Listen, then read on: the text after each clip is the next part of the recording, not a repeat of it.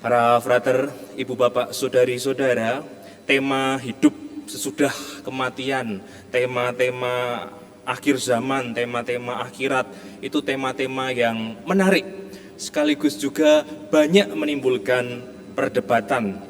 Tak terkecuali sejak pada zaman Yesus, pada masa itu ada dua jenis golongan yang memiliki pendapat berbeda. Satu tadi golongan kaum Saduki. Mereka hanya mengakui kitab-kitab Taurat. Taurat itu kalau disingkat kakak ibu. Kejadian, Keluaran, Imamat, Bilangan, Ulangan. Kakak ibu. Gampang tuh. Kepercayaan mengenai hari akhir berlandaskan Taurat itu mereka tidak terima. Karena itu mereka menyangkal adanya kebangkitan. Itu baru muncul nanti di kitab Daniel. Sementara di sisi lain ada golongan kaum Farisi yang mereka tegas posisinya bahwa ada kebangkitan di dunia kemudian ini. Menurut pandangan mereka ada akhirat sebagai kelanjutan dari hidup di dunia ini, bahkan lengkap dengan segala lembaga, perangkatnya, urusan sipil di dunia kayak gini ini juga nantinya pun kurang lebih sama dengan di urusan akhirat.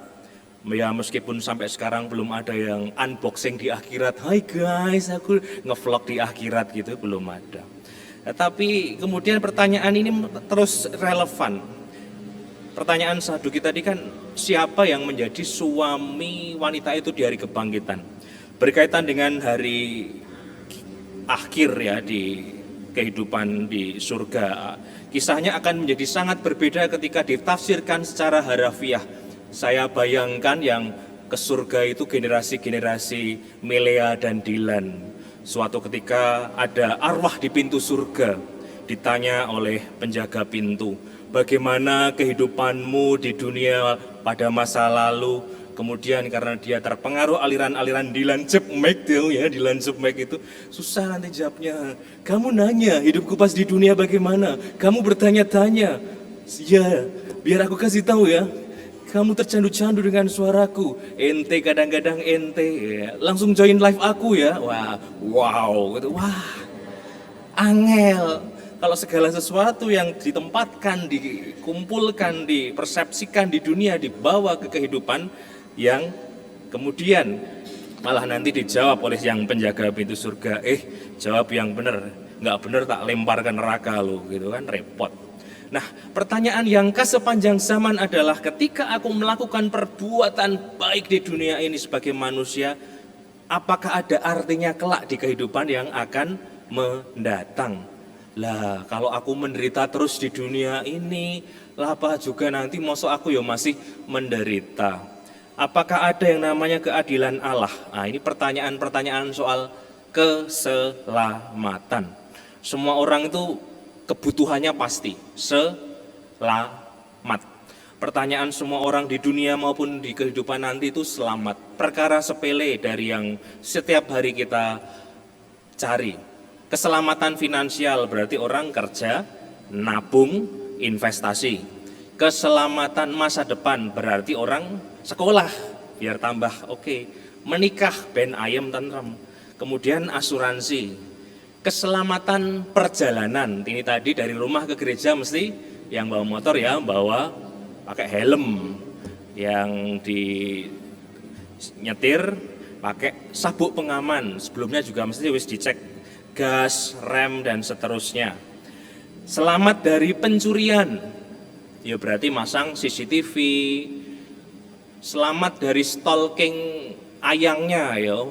Passwordnya kasih HP kasih password biar nggak nginjen nonton apa saja, chat siapa saja, iya ketahuan. Berkaitan itu juga dengan selamat di akhirat, maka kita mengikuti yang namanya juru selamat. Ketika bacaan ini tadi dilihat bacaan Injil ya, kok temanya soal perkawinan. Ini sebenarnya bukan mau ngomong soal perkawinan, tapi soal iman akan kebangkitan. Di awal bulan November ini kita sudah mendoakan banyak arwah jiwa-jiwa mereka yang sudah mendahului kita. Ini tadi tak hitung hari ini 69 ya, untung baru segini. Kalau lama ini setengah jam buat membaca sujud doa ini banyak sekali. Tapi kita mengenang mereka sebagai orang-orang yang berjasa bagi hidup kita. Sedikit atau banyak hidup kita saat ini juga terbentuk oleh kasih dan kebaikan dan iman mereka. Pada zaman Yesus, orang-orang Saduki yang bertanya-tanya soal kebangkitan itu tadi adalah orang-orang keturunan Imam Zadok. Posisi mereka sebenarnya terpelajar. Mereka memang tidak mengakui adanya kebangkitan dan memang ajaran Musa tidak eksplisit ngomong soal itu. Yang diangkat adalah sebuah kasus ketika ada perkawinan perempuan yang tidak meninggalkan keturunan, kemudian hukum waktu itu kan menikah dengan keturunan atau adik-adiknya si cowok ini. Pertanyaannya adalah nanti suaminya siapa yang sah di kehidupan akhir nanti. Secara bijaksana Yesus tidak mau menjawab ini atau itu, tetapi memberikan sebuah perspektif penjelasan yang lebih luas berdasarkan ajaran Taurat, bahwa Allah ini bukan Allahnya orang-orang mati, melainkan Allah orang-orang hidup. Di hadapan Allah semuanya itu hidup. Ini sebuah ajaran yang sangat menegaskan dan jelas bahwa ya bersyukurlah kita itu mengikuti Allah yang hidup. Urusan orang-orang wafat yaitu urusan yang lain. Kadang itu belum ngomong soal hidup di akhir zaman, kita itu sudah banyak dipusingkan dengan urusan tetek bengek di duniawi ini. Kerinduan orang di dunia ini kan hal-hal yang berkaitan dengan keamanan, kenyamanan, relasi, kehangatan, termasuk juga posisi.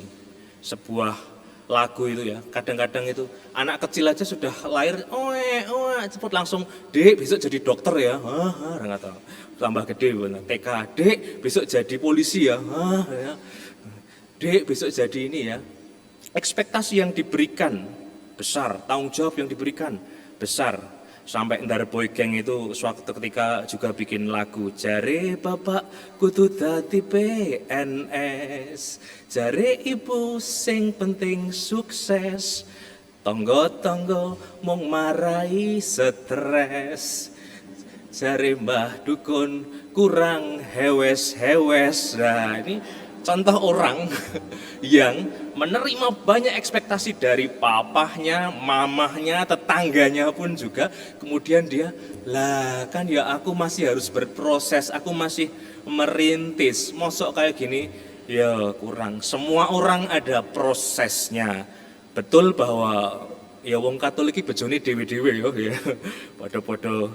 Nah, kita ingin melihat bahwa apa yang menyatukan kita, bahwa panggilan kita itu menjadi orang Katolik yang bakoh dunia dan akhirat. Ini yang sangat-sangat dibutuhkan, sehingga kadang meskipun resah, gelisah, gundah, hampa, gegana, gelisah, galau, merana, asik.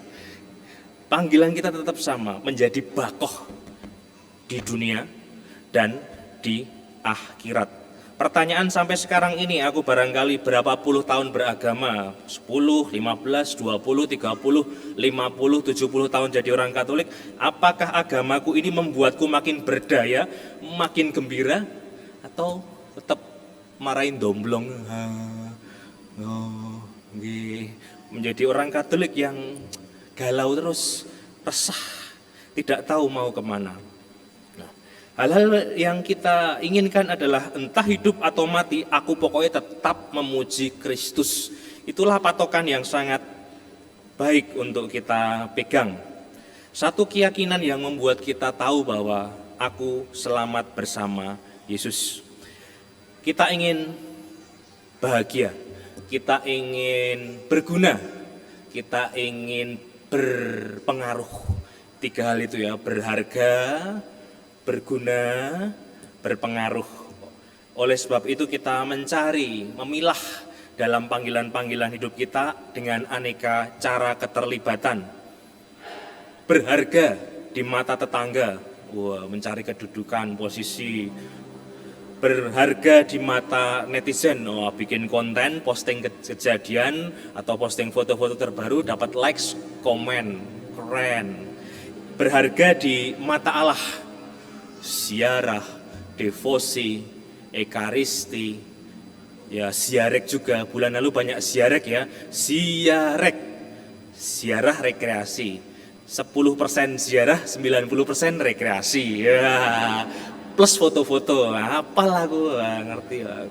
Ya ora apa-apa, yang penting beriman. Nah, bagaimana nantinya ketika hal-hal baik tersebut sudah tidak ada bersama kita, atau ketika kita sudah tidak ada, apakah kita masih menikmati hasil hal-hal duniawi tersebut?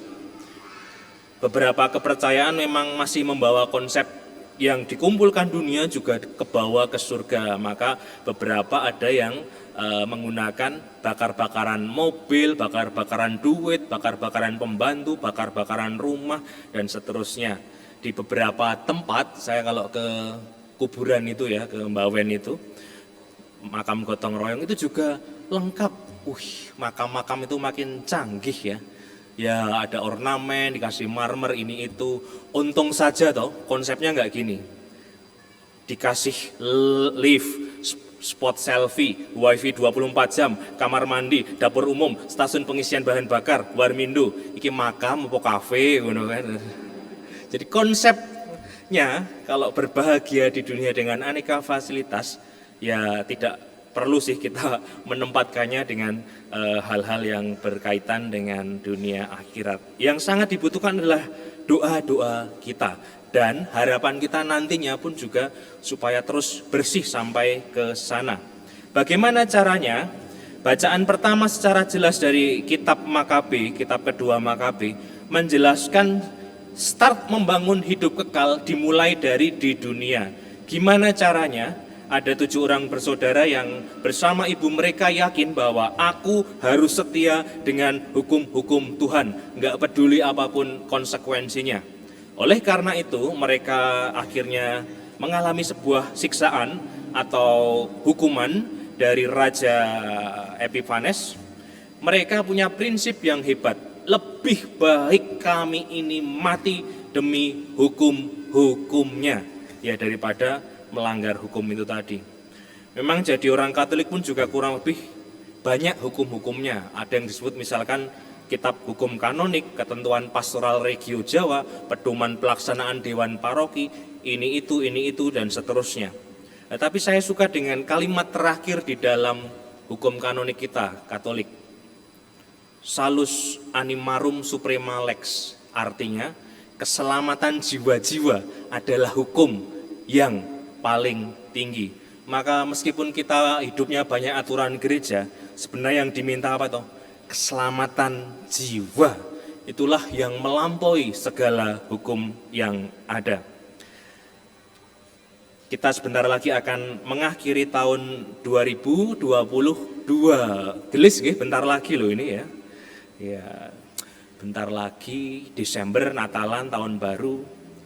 Pertanyaannya sebelum akhir tahun ini, apakah aku sudah sungguh bahagia di tahun 2022 ini? Jangan-jangan aku kurang bahagia. Jangan-jangan aku sebenarnya sudah bahagia tapi aku lupa cara bahagia. Sudah mau akhir 2002, apakah bahagia? Yang jelas rumusnya itu seperti ini. Perbanyak bersyukur sampai lupa rasanya insecure. Nah, perbanyak bersyukur sampai lupa rasanya insecure. Insecure niku mboten aman ngoten nggih, mboten merasa nyaman, serba gelisah. Meskipun demikian pun juga kita prinsip keduanya Gusti ki ora tau sare. Betul, Gusti mboten sare neng aku sing keturon. Nah, keturon pas homili bareng ya. Ki mau homili ini nopo nggih Romo nggih? Sae Romo nggih. Ya, Gusti mboten sare ning aku keturon pas sembayang, frater-frater ya. Ngantuk-ngantuk ngene. Berjuang ya penting. Nah, Tuhan tidak pernah tidur, hanya aku yang kadang-kadang ketiduran atau abai mendengarkan firman-Nya sehingga aku lemah secara rohani. Dan kalau tujuan utama kita jelas yaitu Allah, maka menurut Santo Ignatius jadikanlah ya Allah sebagai tujuan. Permasalahannya itu begini, kita menjadikan sarana ini sebagai tujuan. Nah itu titik lemahnya di situ. Sarananya ya macam-macam hal di dunia, tujuannya ya adalah Allah. Dengan demikian seperti lagu di TikTok itu. Begitu sulit lupakan Tuhan, sebab Ia sungguh baik. Begitu susah cari gantinya, ayo memuji namanya. Asik. Bingung ya, romone TikTokan. Sudah mau akhir tahun 2022, apakah aku bahagia? Syukur aku bisa melewati COVID, syukur aku diberi kesempatan misa kembali. Minggu depan pun juga misa paroki, saya misa aku meneh, ojo bosen. Syukur aku masih bisa mengais rezeki, syukur aku masih bisa melihat tersenyum dengan keluargaku masih utuh, masih genap.